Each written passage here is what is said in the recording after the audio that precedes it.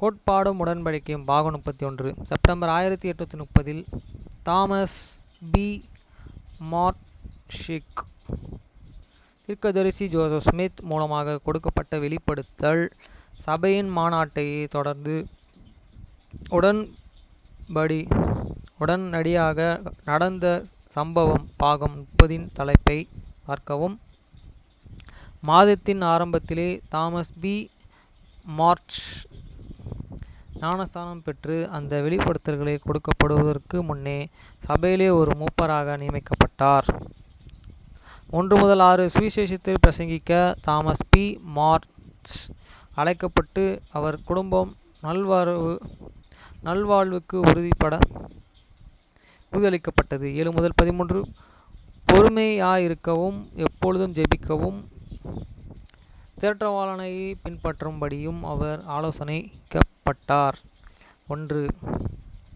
எனது குமாரனாகிய தாமஸ், எனது பணியில் உமது விசுவாசத்தின் நிமித்தம் நீ பாக்கியவானாயிருப்பாய். 2. இதோ உனது குடும்பத்தின் நிமித்தம் உனக்கு அநேக உபத்திரவங்கள் இருந்தன.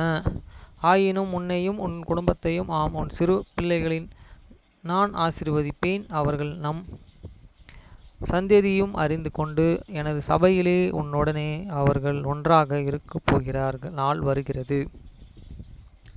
3.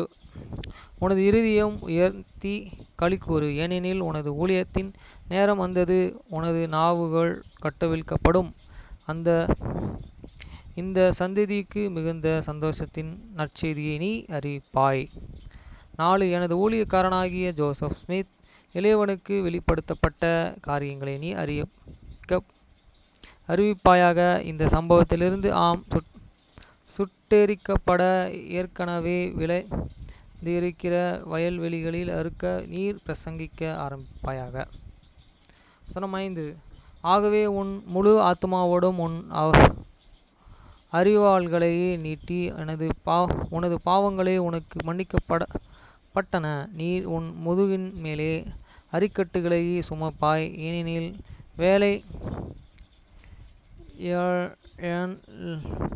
வேலையாள் அவனது கூலிக்கு பாத்திரனாயிருக்கிறான். ஆகவே உனது குடும்பம் ஜீவித்திருக்கும். 6. இதோ கொஞ்ச காலம் மாத்திரம் அவர்களை விட்டு போய் எனது வார்த்தைகளை அறிவி, இவர்களுக்காக ஒரு இடத்தையே நான் ஆயத்தப்படுத்துவேன் என மெய்யாகவே நான் உனக்கு சொல்கிறேன். 7. ஜனங்களின் இருதயங்களை நான் திறப்பேன். அவர்கள் உன்னை ஏற்று கொள்வார்கள். உனது கைகளிலே ஒரு சபையை நான் அமைப்பேன். 8. அவர்கள் கூட்டிச் சேர்க்கப்படும் பொழுது அவர்களை நீ பலப்படுத்தி காலத்திற்கு எதிராக அவர்களை ஆயத்தப்படுத்து. 9. உபத்திரவங்களிலே பொறுமையாயிரு. தூஷிப்பவர்களுக்கு எதிராக தூஷிக்காதே. உன் வீட்டை ஆளுகை செய். உறுதி உள்ளவனாயிரு. 10. இதோ சபைக்கு நீ ஒரு வைத்தியனாய் இருப்பாய். ஆனால் உலகத்தார்கள் ஏனெனில் அவர்கள் உன்னை ஏற்றுக்கொள்ள மாட்டார்கள் என நான் உனக்கு சொல்கிறேன். 11. நான் சித்தமாயிருக்கிற இடமெல்லாம் உன் வழிகளை போ. நீ என்னை செய்ய வேண்டுமென்று நீ எங்கே போக வேண்டுமென்று தேற்றவாளன் உனக்கு கொடுக்கப்படும். 12. சோதனைக்கு உட்படாதபடிக்கு உன்னை பலனை இழந்து போகாதிருக்கவும் எப்பொழுதும் ஜெபம் பண்ணு. 13. முடிவு வரைந்தமும் உண்மை உள்ளவனாயிரு. இதோ நான் உன்னுடனே கூட இருக்கிறேன். இந்த வார்த்தைகளுக்காக மனுஷனுடையதே இதோ அல்ல, ஆனால் பிதாவின் சித்தத்தினால் அல்ல, உனது மீட்பரும் இயேசு கிறிஸ்துவுமான என்னிடமிருந்து வந்தவை. ஆமேன்.